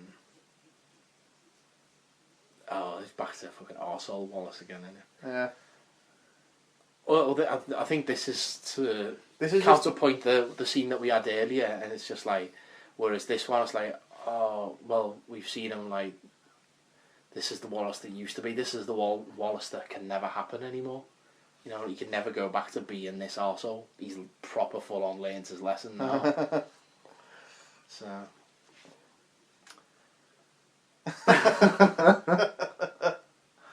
you can see why Kev gave these two the movie.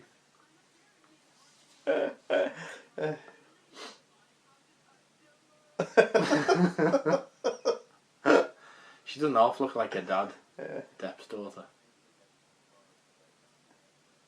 But it's a hell of a coup for both of them. The fact that their first movie is opposite Johnny Depp. Yeah. Oh, maple syrup on the shelf. I know, yeah. I never noticed that before. Nothing else. I never noticed that before. Yeah, Big Lebowski reference here.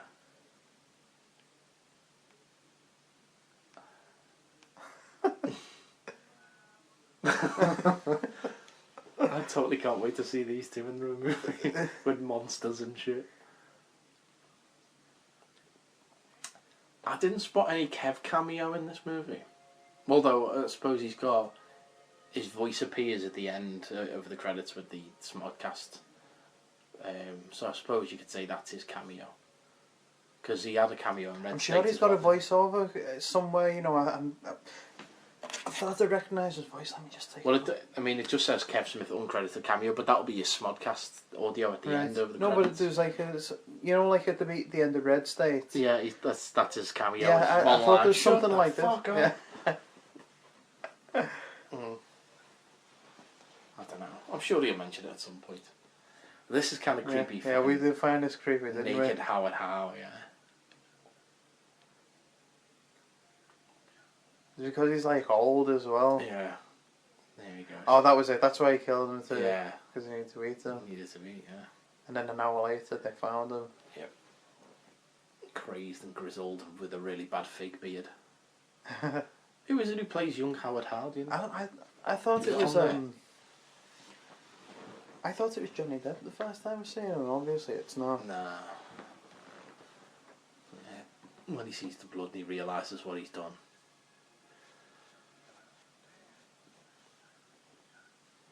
Now he's dancing, doing his aqua aerobics with Mr. Tusk. This is the scene with the music where we were trying to figure out where the music was from. Yeah. But it's from the end of... What did we say? It was the end of Shawshank Redemption. Yeah. Then he starts trying to drown Mr. Tusk. So, this is the head in the thing again for you. The face. Okay. Oh, poor Wallace. If I could have gone my whole life without seeing Michael Parks' naked arse. His name's Matthew Shively. Young Howard Howe. I will see if he's done anything. Banshee, Tusk. Let me see his filmography. Filmography. No, miscellaneous. Hasn't really done much. Credits. Tusk.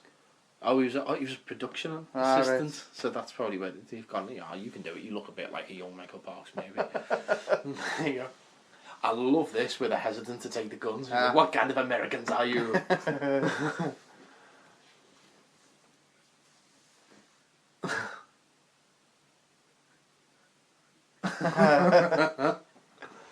Oh.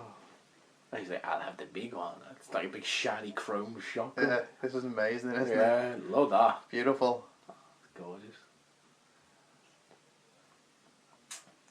Now, I wonder what he made the nose from.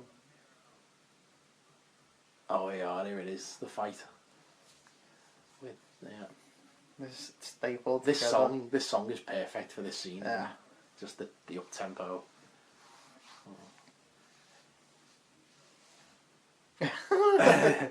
Doesn't he look weirdly? He looks like Bryan Cranston. He does, doesn't yeah. he? In this He's bit? right. It's like the alternate ending to Breaking Bad. Let's cook. Yeah. Walrus, eh? Say my name. I'm Mr. Tusk. I You're am goddamn Walrus. right. Yeah.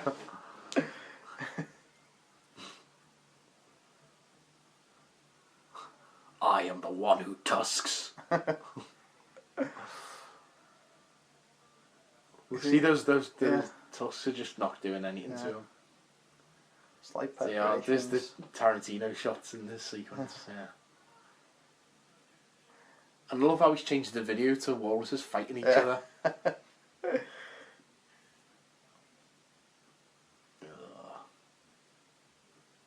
I would totally see Bryan Cranston and Michael Parks in something together as father and son. Oh, It yeah. would so work. And there you go. Time to go full walrus.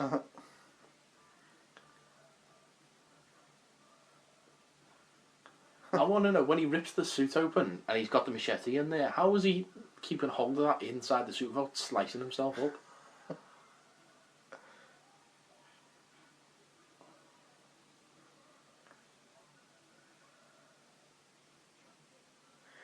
Yeah, I like Bryan Cranston. There you go, another one. Look at the rage in the eyes. Yeah, man. That's a great shot. And the fact that he keeps the head on though as well. That's brilliant. Yeah.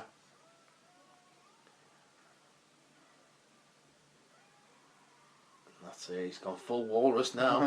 That's it. And just this shot when it comes back out now, just with the blood halfway up. And he's got it like all in his mouth as well. It's perfect because that was the original logo. I don't know, or maybe it was a fan created logo. I don't remember. Yeah. With the tusk with the blood on them. Yeah. Yeah. Some of them posters were great. They did some amazing fan posters. I mean, was that poster created before they shot the movie even? Maybe that's where they got the idea for that shot from then. Could be. Oh. That's a great... I want that as like my screensaver or something now. My wallpaper. A walrus paper. Yeah.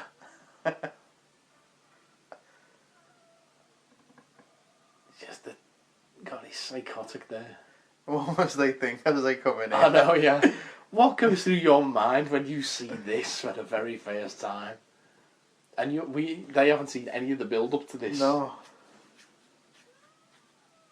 All they see is a naked man with a rubber walrus head, and Wallace has stabbed him to death. He's covered in blood. With his tusks.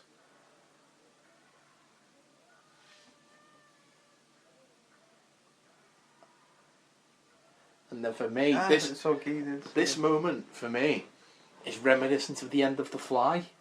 You know, when Brundlefly's come out the machine and he's got half the door on him and stuff, and he's just crawling, and Gina Davis has just got the shotgun, and she's like, and Brundlefly gets the gun and points it towards his head.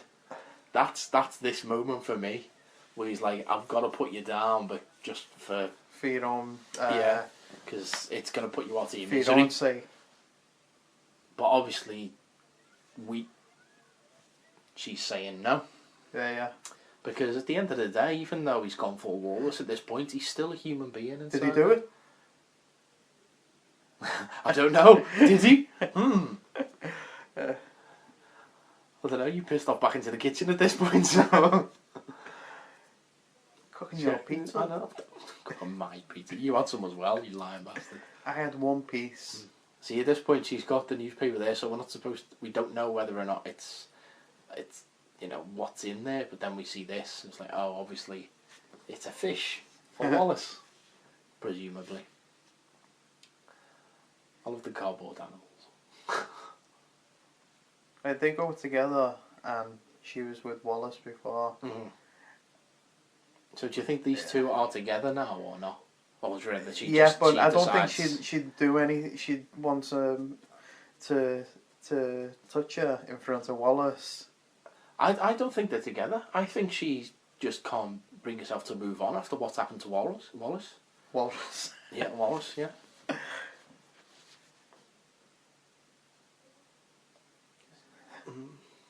And I think he feels responsible because he decided that he didn't want to go anywhere and stay home and bang Wallace's missus.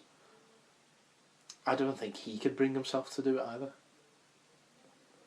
But I think they remain friends because of how close they were beforehand and because of Wallace. Experienced what they've been a lot through together. Yeah, exactly. But I don't think these two like end up together. I don't think they'll end up with anyone. Well, at least not. Is the cup again? At least not here. Yeah, that bloody cup. You know, you rescue this guy, this half man, half fish thing. You're not going to think, I'll take his cup with me. Look at that. He's resigned to his fate to just live like this. He's just like, I'm just going to ignore everything else. Kind of reminds me of the Elephant Man, this film as well. A little bit, actually, yeah. Yeah, I see where you come from. Although, in the end, it's not, I am not an animal. It's, I am an animal. I am an animal, yeah. And then we go back to see. Flashback. And this is a scene where Wallace isn't an arsehole.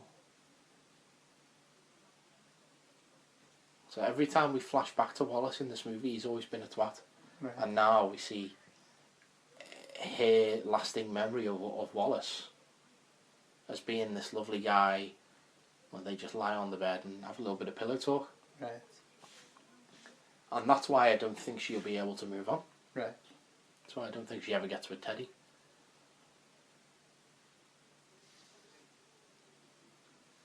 Well, Teddy wasn't perfect either. No, Teddy was an arse. He was, you know, sleeping with his best mate's girl.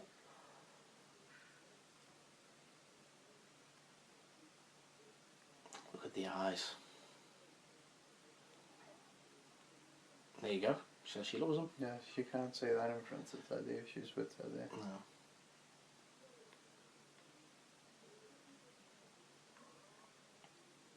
Oh.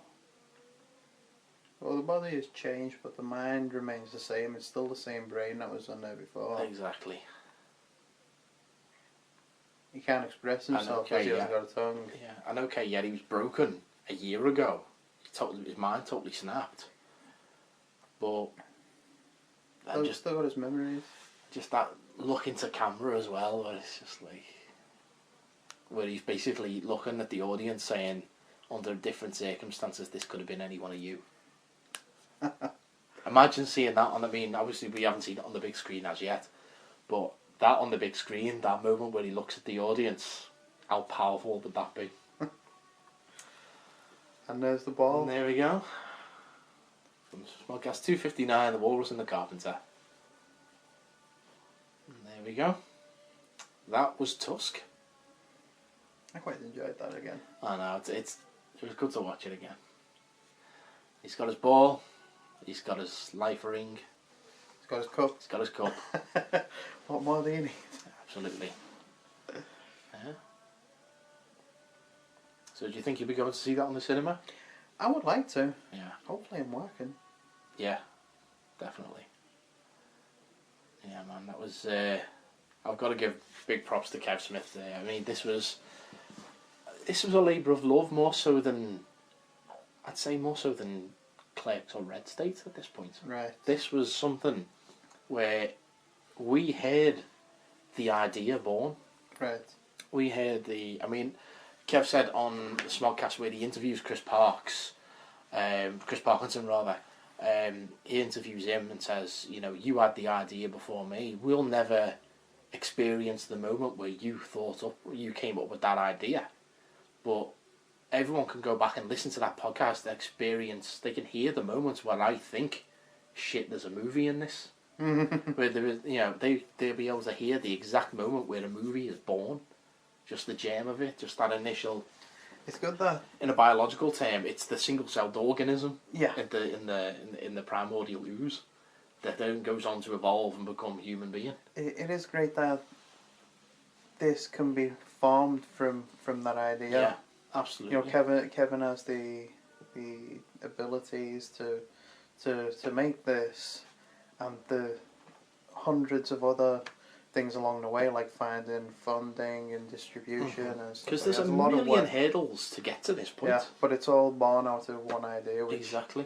I think is brilliant. And the fact that anyone can go back and listen to that for free is amazing. I mean, we sit here on 50 Foot Nerds, I'd say week in, week out, but you know. Month in, month out. Yeah, we sit here on the 50 Foot Nerds, and you know, you hear us chat nonsense, and joke with each other, and this, that, and what have you. But it's, you know, all it takes is for us to take an idea and run with it, and then run with it a little bit more, and we could be doing this as well. You definitely could. It just depends. Look at that visual effects artist. Alan Tuskie's, yeah. well, yeah, it'd be from the... And it's not pronounced Tuskies, you know. It's got to be Tusks. It is yeah. Tusks. Yeah. Well, as I mentioned to you before, the Walrus itself was designed by Robert Kurtzman, right? Who is the KNB effects company, who make all the zombies for The Walking Dead. All right. Yeah, it's Greg Nicotero, the N of KNB. So, yeah, they're and KNB was basically formed out of Evil Dead 2, as I was, discussing with you earlier. Yeah, if you want to know that too. Yeah, if you want to know that story, go back and watch the special feature on Evil Dead 2, the making of feature. I don't know what the name is off the top of my head, but yeah, Josh Rouse, assistant to Mike and Banks. there you go. What you can hear in the background there, if you're listening to yours, is the actual podcast. It's the inception of podcasting. There you Podcast. go. There you go. The Digital Art and Visual Effects School, the Dave School there. Yeah, I totally got their name wrong earlier, but whatever. Yeah, Dave School, and yeah. Los Angeles. Oh yeah, they film stuff. In Yeah, Los Angeles. the stuff with House. the stuff with Johnny Depp is all LA. All right. Yeah, because he wasn't able to come to Georgia. So yeah, there's all the folks there. So have you got any final thoughts on Tusk? I really enjoyed it. I'm looking forward to seeing where he goes with yoga hoses. Mm-hmm.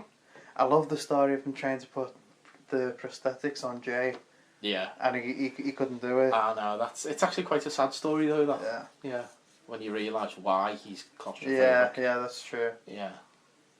So probably don't love it. Yeah. You cruel bastard. More Margarita's Margarita's ringtone performed by Ralph Garman. Brilliant. Oh. Songs. Claire de Lune, yeah. Tusk. I've sometimes had people ask me, you know. Yeah, it was Fleetwood Mac, yeah. There you go. I've sometimes had people ask me from Smod, Mm-hmm. who did this song or where did this come from? Yeah. The director would like to thank everyone who have said hashtag Walrus, yes, either online or in real life. I was one of the online people. There you go. Yeah, I mean, you're the guy, you're the HBO helper, you've listened to every episode. But sometimes I really try to help all that I can, but sometimes it just wasn't possible because I never had the information. Well, sometimes they never actually say who wrote it. Copyright Big Usyk. Usyk was the walrus cock. Oh, post-credit scene. Didn't know about this. Oh. Okay. We didn't see this before, did we? We're going to have to go back and watch this again. And that was it. Presumably Gila Point reacting to the sight of Mr. Tusk. Right, well, all that remains to say then, thank you for listening to that commentary. I hope it was actually informative as opposed to a number of our usual commentaries. If you want to listen to any of our other commentaries, then more than welcome to go back through the back catalogue. And of course, me and Paul have got our comic book commentary series, which will be released very, very soon. So keep an ear out. If you want to get in touch with us and let us know what you thought of Tusk once you saw it, then get in touch with us. Yeah, we're on Twitter at 50footnerds, or we've got our email address, which is 50footnerds@gmail.com, or get in touch via Facebook if you're one of those folk. Facebook.com/attacking at 50footnerds. That being said, not the only person here with my own podcast. Do you want to give yours a plug while you're here? Yep, I have a podcast with my wife. We do commentary tracks for albums. We are at LexiconPod at Twitter. Give us a listen, see if you like it. Go onto iTunes and subscribe on there. Yeah, that'd be brilliant. Thank you. Yeah, it's well worth a listen. I can guarantee you that one. Right, all that remains to say then is for this episode of the 50-foot commentaries, my name is Mr. Tusk. And I Mr. Big Gulp. What is it called? I can't remember what it's called now, yeah. That cup. Yeah, he's the cup. The cup. Until the next commentary. Not that cup. Yeah. Not a growing cup, but a big gulp. I don't know, I'd have to ask your wife if you were a big gulp. Anyway, until next time, geek out. Geek out.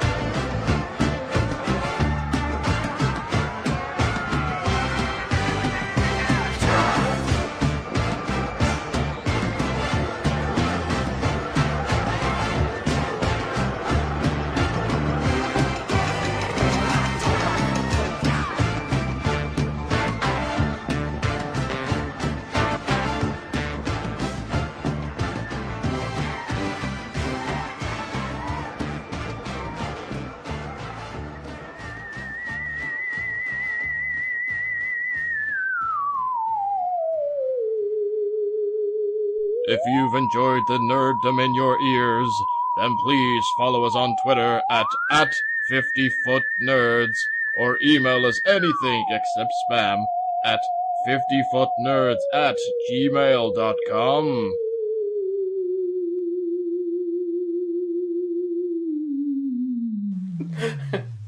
I can't remember the name on the cup. You've seen the cup all Yeah, I know, all the that time. cup was every 5 seconds and we just totally forgot the name of it. What was the name of the cup? I thought you were going to say you were Gila Point, to be honest with you. But never mind.